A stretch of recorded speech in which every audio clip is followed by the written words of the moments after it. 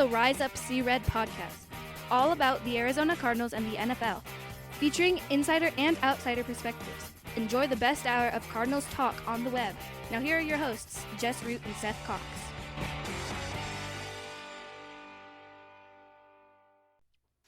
Hello, Arizona Cardinals fans, and welcome to the latest edition of the Rise Up See Red podcast. I'm your host, Jess Root from CardsWire.com, the USA Today NFL Wire site covering the Arizona Cardinals.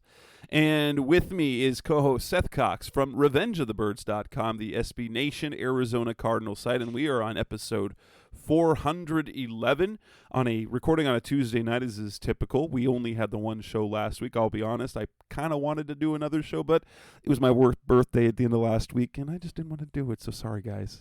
Sorry. Well, to be fair, also there wasn't really much to talk about after the last show with nothing happening until this weekend, and then a bunch of stuff happened. We did get two linebacker signings, two more linebackers. Yeah, I mean, it's exciting. Who knew Steve Kahn was still working in the building, signing all the inside line, all the off the ball linebackers? Yeah, I mean, we gotta get ready for special teams, right? So in this edition of the show, 411, we're going to talk about the two signings that happened over the week since last Tuesday. Jonathan Gannon spoke to the media on Tuesday, so we will talk a little bit about that. About a couple of the highlights, and later this week I'll delve more into that, I think, where Seth and I will both do that. And it's betting time. The 2023 win totals are out for the over-under set for win projections, and the Cardinals have it bad. So let's start with the addition of our two new off-the-ball linebackers, and one would be Josh Woods, former Detroit Lions player. That signing, you're like, oh boy, another linebacker. But he makes sense. He's just a special teams guy. He's the guy that's replacing. He's the guy that, he fills the role that Camu Grugier-Heel / Tanner Vallejo / Joe Walker had. If he plays, or another Zeke Turner. He was a captain on Detroit. And then the second one is Chris Barnes. And he actually had starting. And so now you've got another guy who's done a lot of starting to a linebacker room where you already have three starters. What should we know about Woods and Barnes?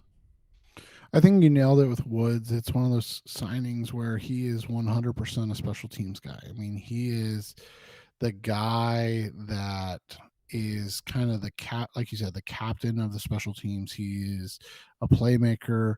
I know Ron Wolfley was a fullback, but it's kind of, that type of guy, right? Like a guy that is going to play on all the specials, sans field goal block. And he's going to be a guy that, puts up 25, 27 tackles on the season. And like you said, if he's on the field, it's a negative. And that brings us to the second signing of Chris Barnes, right? Yeah, a guy that I'm sure I remember the name. I think we talked about him back before he got drafted. Yeah, and basically Barnes is here to be the main backup. And so that's the thing is, like, you look at what they're doing, and, we talked about with Daly, ideally with Froholt, they're bringing in depth. So it's ready to go, ready-made depth. If those, Barnes is a better starter than Froholt or Daly in his career, just from a output standpoint, right? Like he's had, if you're looking at success, you'd think he's kind of more of like their signing of Nick Vigil last year. Only right. Vigil they projected as a starter, kind of, sort of, yeah. But it's kind of that sort of signing, a guy who has pretty okay starter play, but right. a guy that it's the classic guy you're always looking to replace. So if it's your lead backup, you're like, hey, this is really good depth. Whereas, like, if he's your starter, you're like, we probably could upgrade this position, right? And so I don't think there's any issues with that, as long as they don't go draft a guy now. Like, I feel like it makes sense because you have Isaiah Simmons, you have Zaven Collins, Zaven you've Collins, got and you got Kaiser White.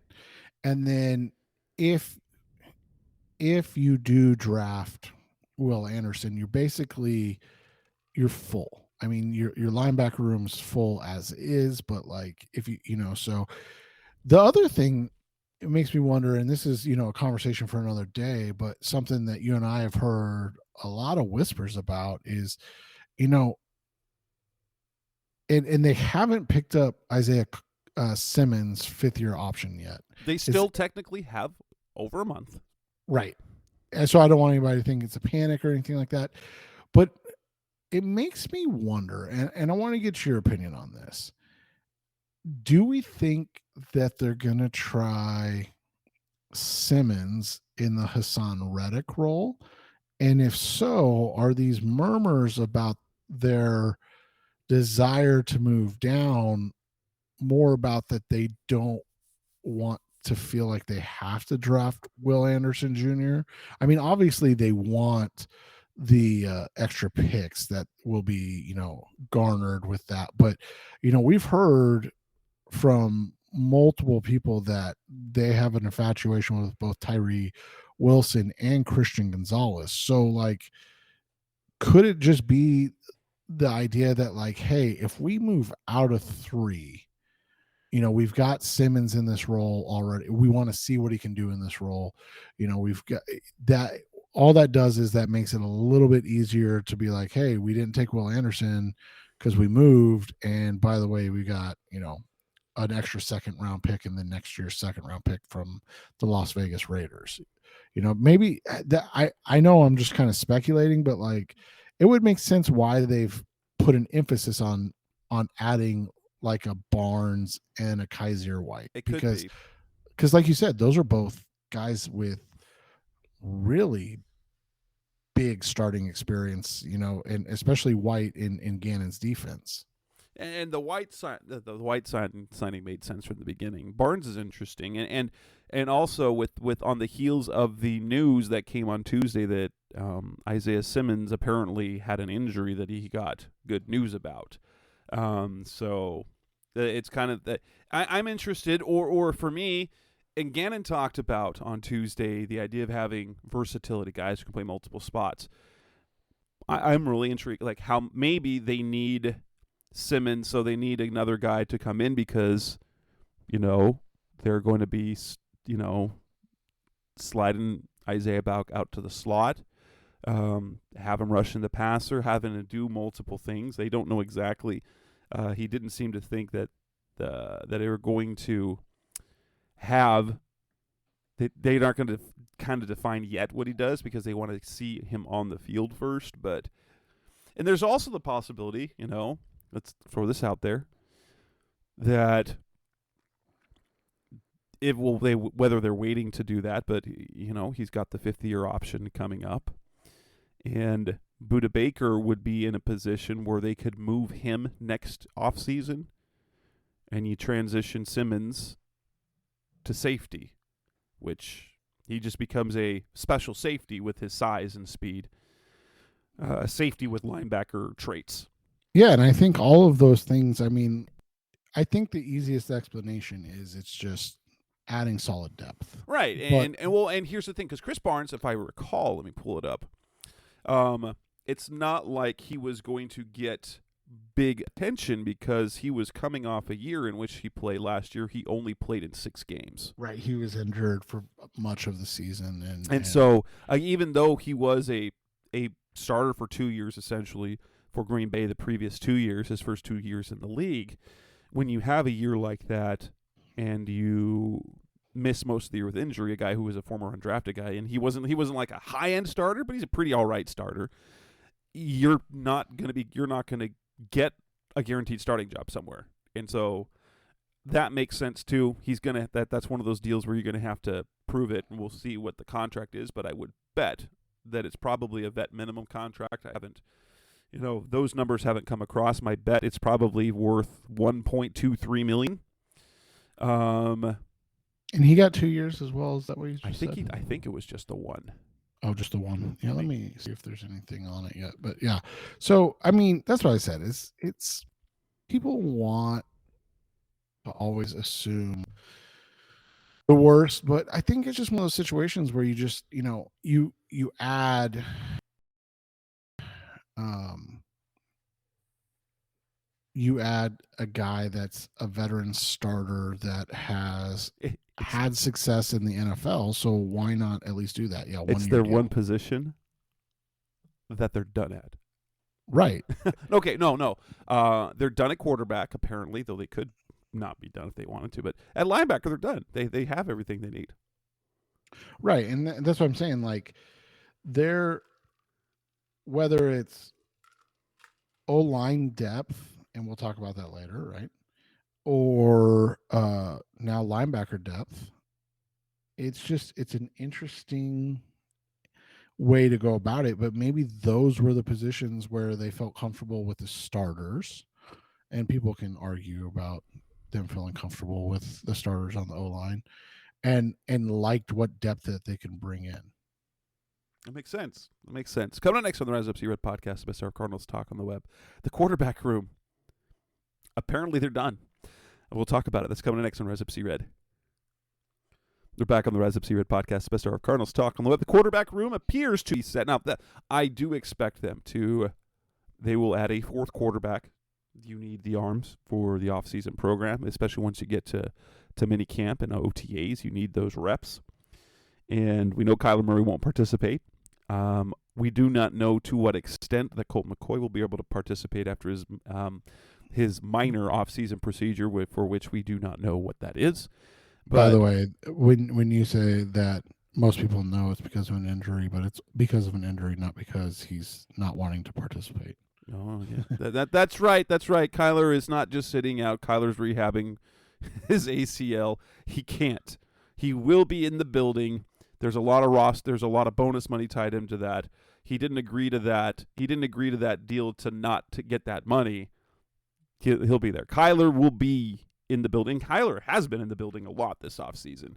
He recently went back to Dallas to go be checked on, and he's ready to take the next step with some strength work, and we've seen some of the stuff on Twitter, but and we talked about the David Blau signing. It appears and even Darren Urban, who writes for the Cardinals on easycardinals.com, suggests that the Cardinals are done at the quarterback position in terms of veterans. They are actually going to roll into this season with Colt McCoy, David Blau, and either a quarterback they draft or sign as an undrafted rookie. Yeah, and like we kind of talked about last week, I don't have a problem with it. Like, and I thought you were the most astute with this when it was kind of coming around.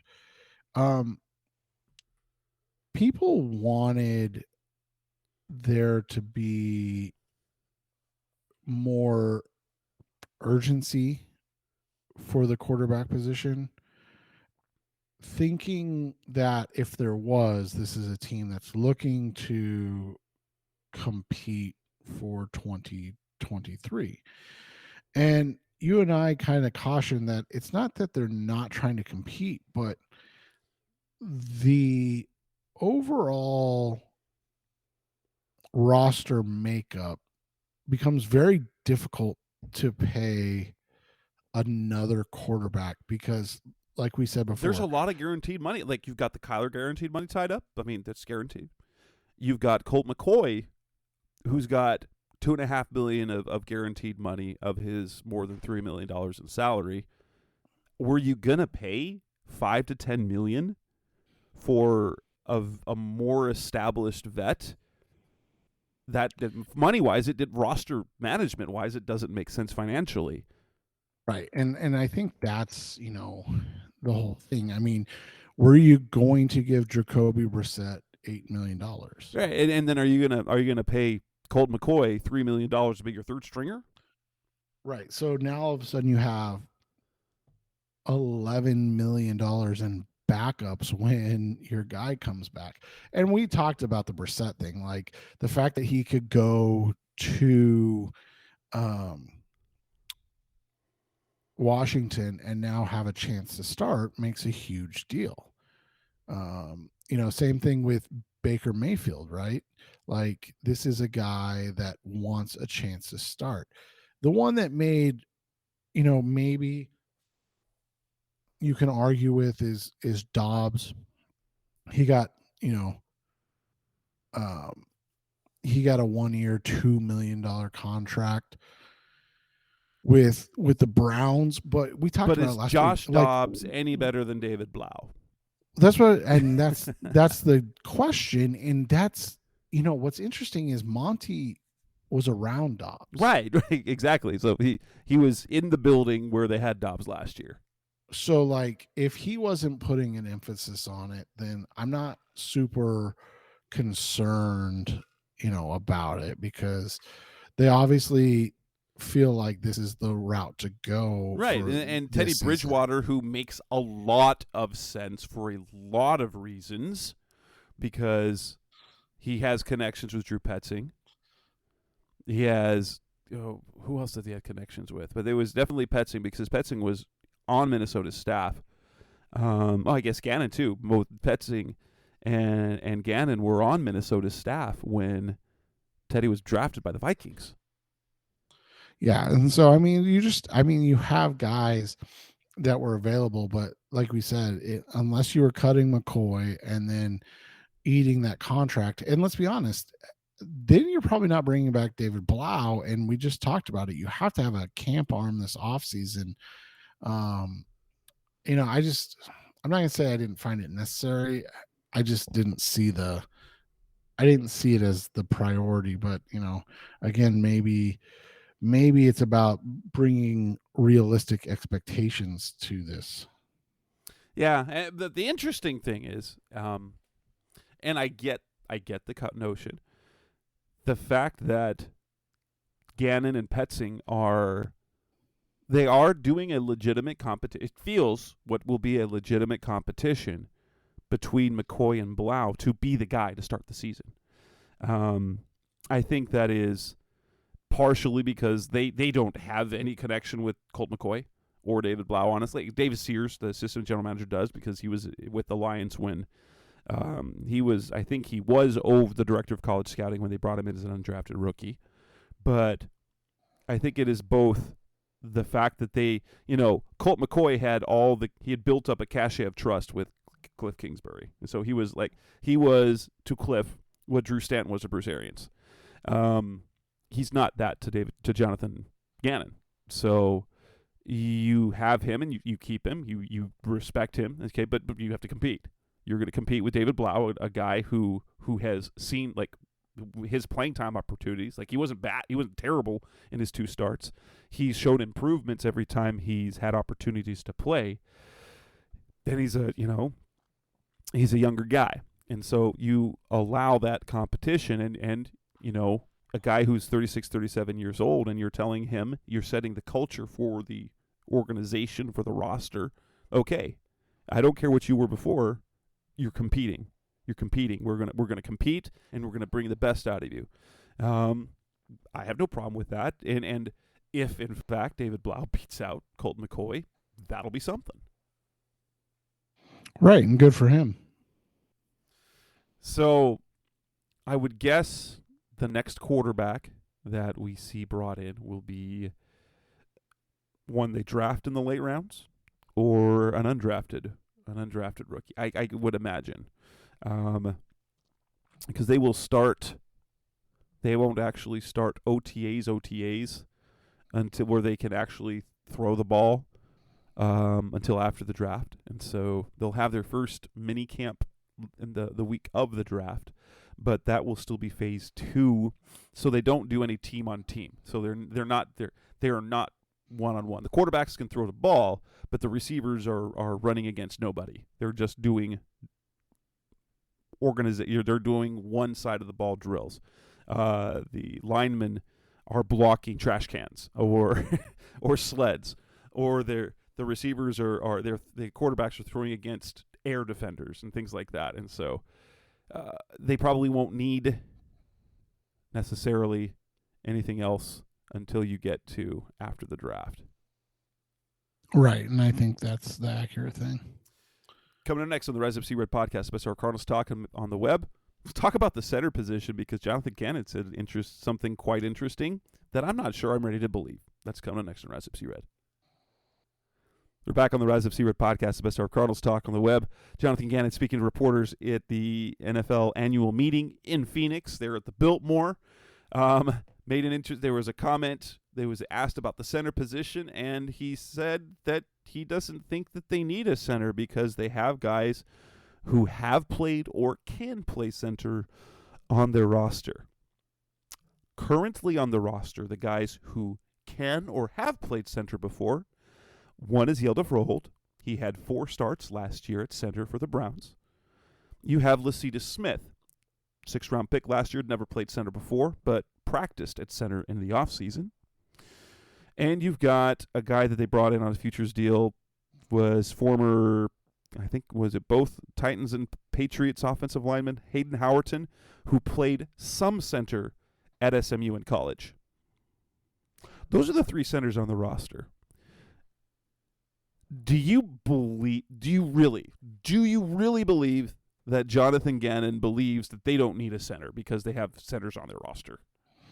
No, I really think this is just them talking about right now going into the draft, knowing that they're probably going to add a center.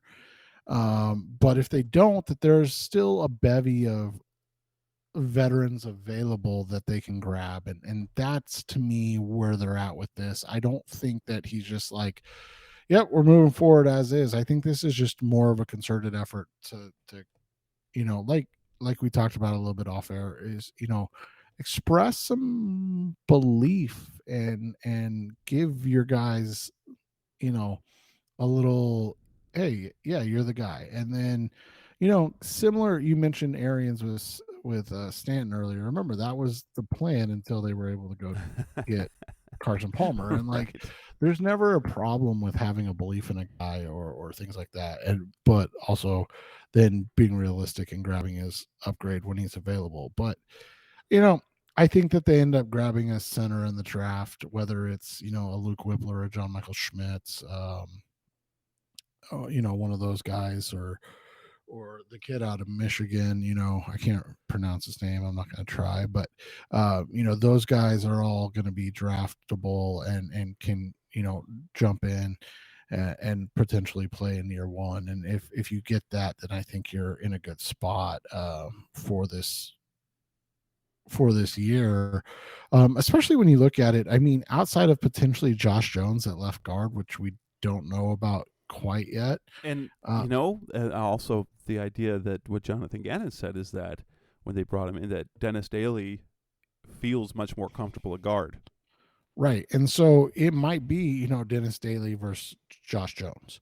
And they look at it and they go, hey, look, these are, I mean, I know Jones isn't a veteran in number of starts, but he's a 4th-year guy. Will Hernandez has been here, been around. Calvin Beacham's, you guys went to high school together. I mean, he's been around forever. and then, obviously Hump over at left tackle. Like, you can afford to have a young center in this instance. Maybe if you end up drafting 2 linemen, right, and you go, okay, you end up grabbing, 2, a right tackle to play over Beach, and then a center. You still can do that because, again, you've got veterans at the guard position. The scary thing is when you put, maybe 2 or 3 rookies right next to each other. But hell, the Chiefs did it and then went to a Super Bowl right away. Like, Yeah. It's one of those situations where you just, if you get the right guys, get the right mix, everything can work itself out. We know they didn't add Creed Humphrey and Orlando Brown this offseason, but if they Joe Thuney and Orlando Brown this offseason, but if they believe in Hump, and he's probably better than Brown, and they believe in Hernandez, and then you add a Creed Humphrey and Trey Smith like player in the draft, or 2, you're okay to start 2 rookies and it doesn't hurt you. Yeah, and my insight, my thought was, if you're going by, why would Gannon say that? Well, what message do you want to send to the players on your roster? He's saying, "Oh, I don't think we really need a center because we've got guys who can play center." When you say, "Yeah, we aren't done. We're definitely looking at the center position," as a coach, if you say that to the guy that you just signed and probably were told, "Hey, you're going to compete for a starting job," Yelda Froholt. Yeah, we know you're not the guy, even though you just signed the guy saying that we're going to let you compete to be the guy. Now, Monty Austinfort, the general manager, can say, "Yeah, I think we need to upgrade," or "I think we're going to look and see what's out there at center, at running back." As the general manager, as head coach, no, you have to pump up your players publicly. Well, and you think about last year. I mean, the Eagles drafted Cam Jurgens, drafted Cam Jurgens in front of the Arizona Cardinals, and all they've done since then is play Jason Kelce and then re-sign him. Jason Kelce. So, like you said, management is planning on things like, and I think this is where a disconnect always comes in, is that, management buys the groceries, but at the end of the day, the coach kind of prepares the meal. And if they like what they have, already, there's no reason to rush it out there. And I think we've seen that a lot with the Cardinals, obviously, but it's kind of standard operating procedure. Like, I know that they talk to the players and things like that, but the Eagles are a very well-run organization, and they just drafted a center in the second round who's now going to be sitting for a second consecutive year. Maybe he gets to play with Isaac Seumalo leaving, but this is a guy that was a second round pick that may not see the field for 2 full years. That isn't a surprise because they were preparing for life after Kelce whenever that happens. And I'm not saying that, Froholt is anywhere in that stratosphere, obviously, but you have to treat it in a similar fashion, right? Like, as a coach, you're like, "Oh, you're the guy." And then if a guy is just better, then you have that man-to-man conversation. You're like, "Hey, this guy beat you out." Like, it is what it is. But at the end of the day, I think, you're going to see that they're going to add a center at some point. I just think it's that they're very confident that they can probably get one of those 2 guys, whether it be 34, in a trade back scenario where they get, pick 38 from let's say the Raiders, or if they end up with an extra third round pick for Hopkins and can move up. And when we were talking before the show, I felt, and maybe this is just kind of the operating procedure, how they did things with Kai, is that I would find it hard to believe that they would go into the draft without having added an established starter like Ben Jones or a Connor McGovern or something like that. I just think that this offseason, that we might not see till after the draft, and maybe that's kind of the goal. My theory then is this: if Ben Jones is still the guy, because he was cut by the Titans on a failed physical, they don't need to sign him right away, because he has a failed physical. He's probably rehabbing something, right? And honestly, like you said, like, you look at the veterans available, and it's a lot different than what we've seen in the years past. Like, a lot of these guys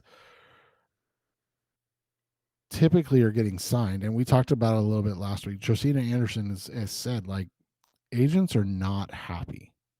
Like, they don't like the way that this offseason is going, and it's because you're seeing so many 1 and 2 year contracts from all teams. Everybody was looking at the Cardinals and foreshadowing the negativity of, like, hey, this is going to be, they're preparing for life after Kyler. That's why they're signing all these guys to 2 year deals. It's like, this is something that's going on around the league.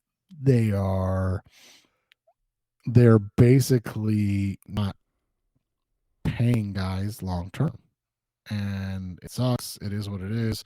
You and I always are on the side of the players in this situation. But, at the end of the day, the NFL dictates things.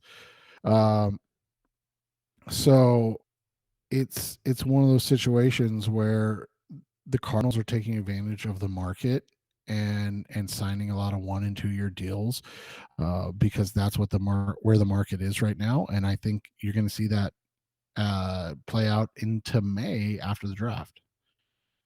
And so that's a possibility. I kind of like the idea that if that's the way is they're going to go into the draft, hoping to get a guy like, apparently if you read, I think it's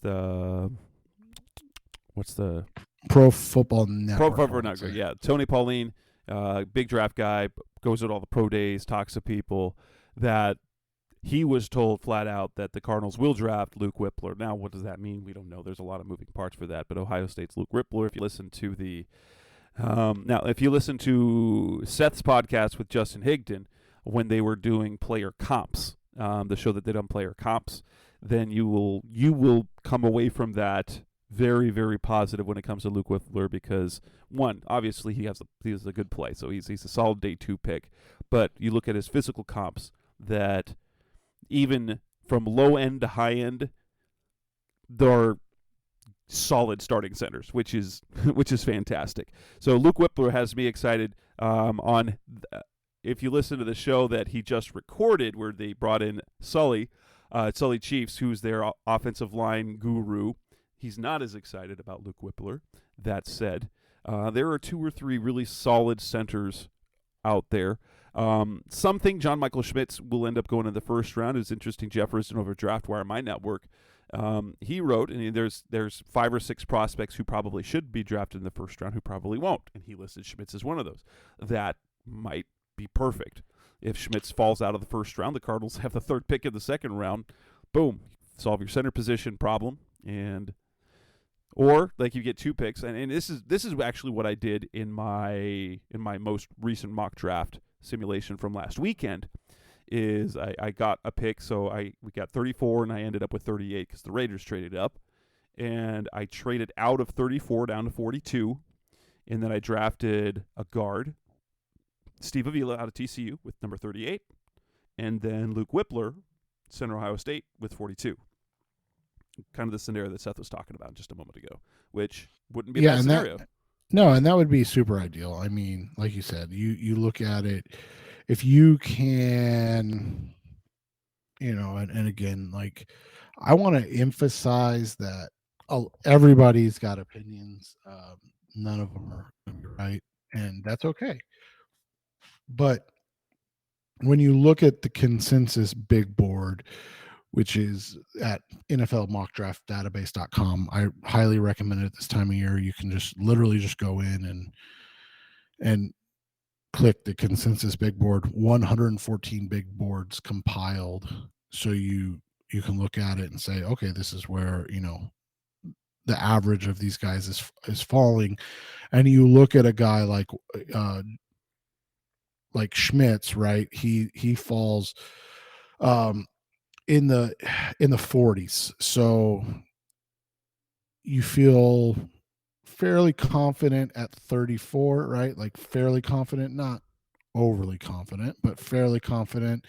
And then a guy like Whippler, who's considered to be like the number 2 guy, or Tippmann's technically the number 2 guy, but they're right next to each other at 66 and 70. So and their peak, so like the top of any big board that has them right now, Schmitz is at 43, Tippmann's at 52, Whippler's at 59. So like you're just looking at guys that are probably going to be available in that 34 to 67. Is that what they pick? 60-ish? 66, I think.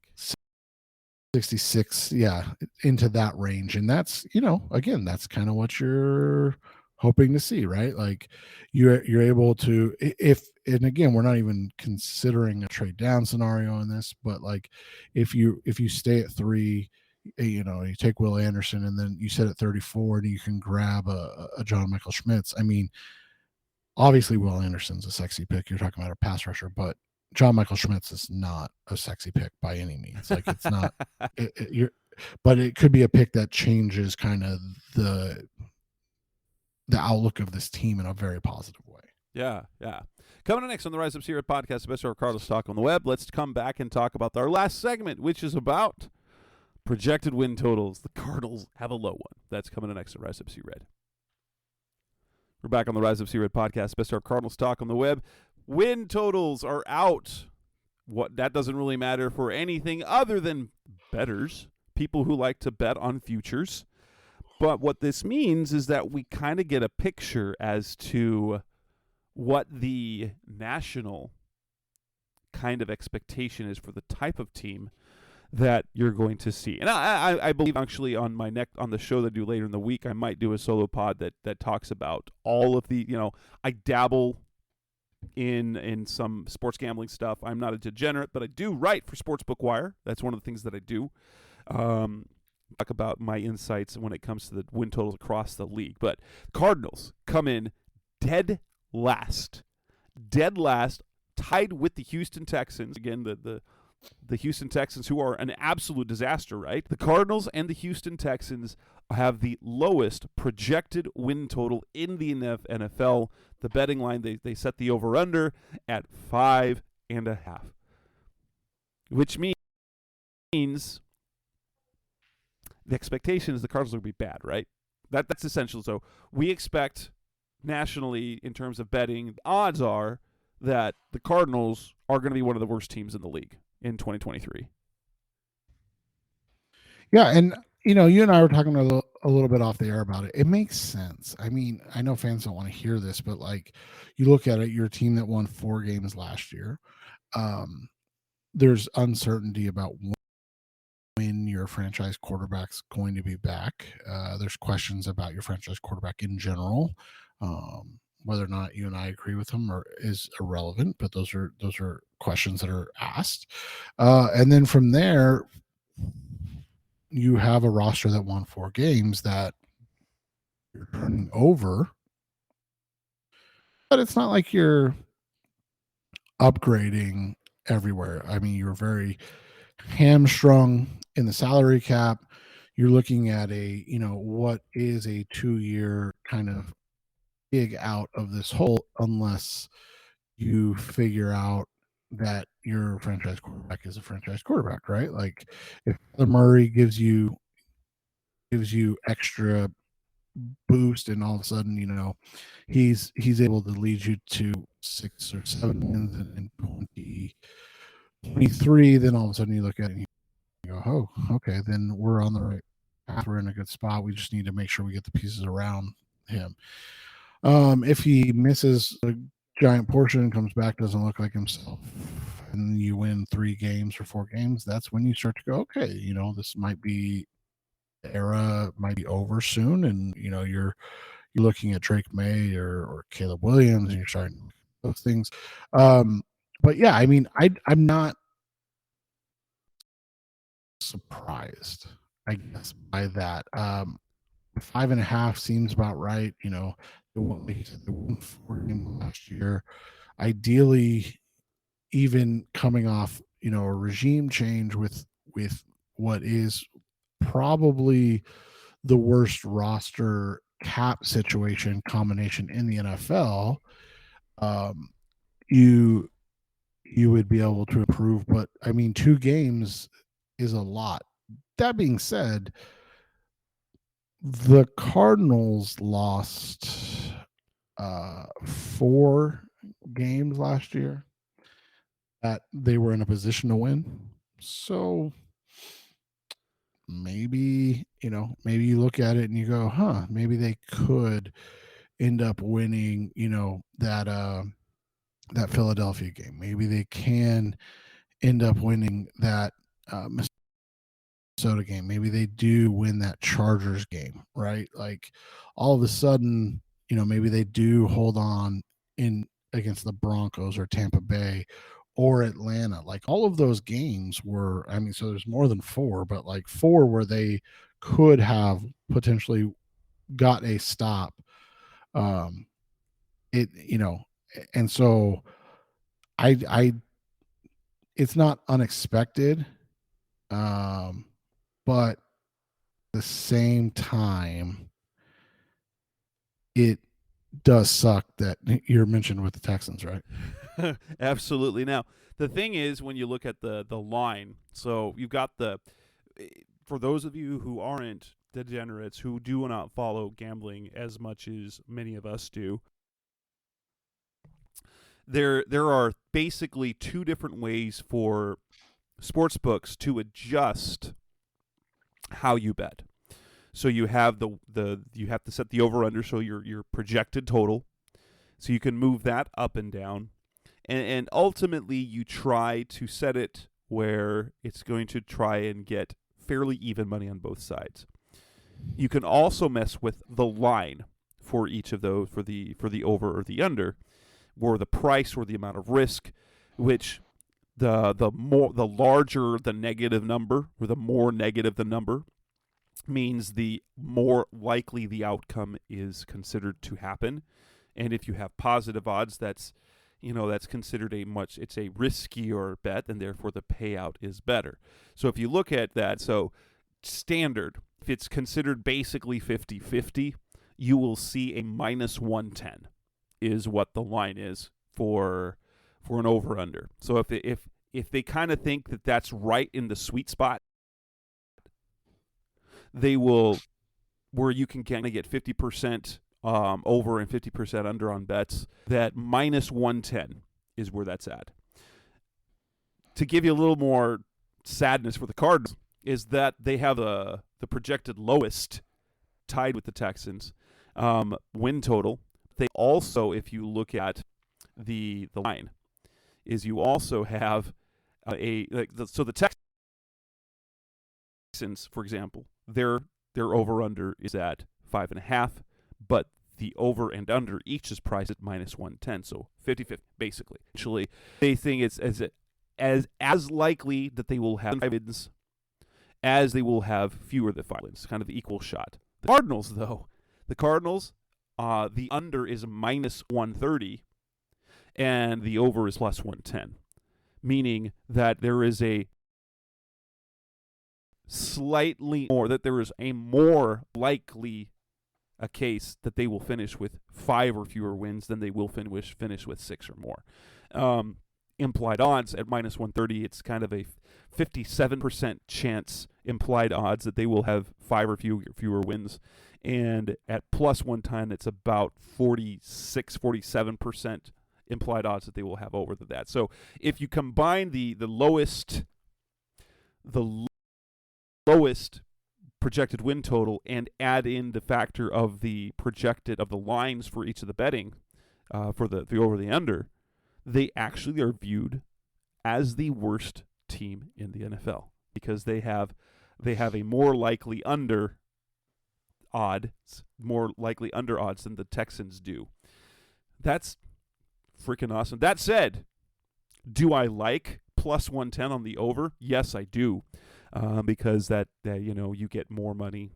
If you bet 100, then you win 110, so you get your 100 back. So you get a $210 payout. So you more than double your money, as opposed to getting something less than what you bet for the under. I do like the potential for the Cardinals to get to 6 wins. If Kyler comes back, if they can sneak a win or 2 while he's out, or just even 1 win, and then he comes back and he plays well, and that offensive scheme gets going. The defense picks things up late. I actually, in terms of as a bet, I like the Cardinals were over. Yeah, and like I said, I can see where the NFL's coming from this, and as long as Kyler plays 3/4 of the season or more, I would take the over, because I think they can sneak out 1 game in 4 to 5 games, and then I think with Kyler they can go 500. Yeah. And so if he misses 5 games, but he can go 6-6 or 6-7, I can see that. Yeah. But why is it so low? Well, there's a lot of they won 4 games last year. They don't look like they're better. Honestly, does this roster look like they're better than they were last year with Kyler Hurt and J.J. Watt retiring and Zach Allen and Byron Murphy leaving in free agency? That's not a team that looks better. Rodney Hudson, who missed most of last season, it just doesn't look like a team that's better. Add into the fact Kyler Murray's his return is uncertain. You have a rookie head coach, but not only a rookie head coach, a rookie general manager, a rookie offensive coordinator, and a rookie defensive coordinator. That is a lot of unknown things. That's a lot. That's 100%. A lot to bet on. In terms of when you're assessing risk, that's why you give them a low projected total, because there's just so much unknown about that group. It's in the free agency. The free agency that they've had has been underwhelming if you look nationally. Now, yes, Jonathan Gannon, nobody ever won anything in free agency. You're right. Nobody won games with free agency. But they've made low-key, underwhelming signings. And when you already had a team that looks worse than it did, and then you add what feels like underwhelming talent, and you have a new coaching staff that has never been in their positions before, and your franchise quarterback is coming off an injury you don't know when, and you don't know how effective he'll be afterwards, and there's some people who are starting to doubt him as a franchise quarterback. Wow. Just listen to all that doubt. Right. And doubt and unknown equals low win total. I'm actually surprised it was at 5.5. I really was. I thought it would come in at 4.5. Yeah. So, honestly, now when it comes to the reason why they have the 1.5 is because you don't want any pushes. So what probably feels like what would have been, if you wanted to try and get it at -110, you probably set it at an even 5, which would it gives you a possible push, or maybe even 4.5, and then you set the price at like -120 on the over and +125 on the under. That's the thing you could have done there as well. Which, by the way, you can do alternate lines for those that you can do that with games. You probably can do that with futures. So if you want to take a riskier bet and go, oh, we're going to do an alternate line, like let's do 6.5 and go over 6.5, you're going to be able to get a much riskier, probably something like +180, which, if you want to play that game, but now we're talking degenerate stuff here, right? Right, exactly. All right, Seth. Later we will have this week. We will at least do one more show. We'll determine whether that'll be Seth and me. If there's some news talk, actually we might break down some stuff. I need to listen to what Gannon said. It'll either be me breaking stuff down, but I think I will go through, kind of focus on the projected win totals on all the teams in the NFL. Give you my takes on those betting lines. But with that, this is episode 411. That's Seth Cox. I'm Jess Root. This is the Rise Up C-Red podcast. Thanks for listening, as always. Thanks for listening to the latest edition of the Rise Up C-Red podcast. Listen to previous episodes and subscribe to the show on Apple Podcasts, Stitcher Radio, Audioboom, or many other podcast platforms so shows are delivered directly to your mobile device. Please give the show a 5-star rating and always support the sponsors who support the show.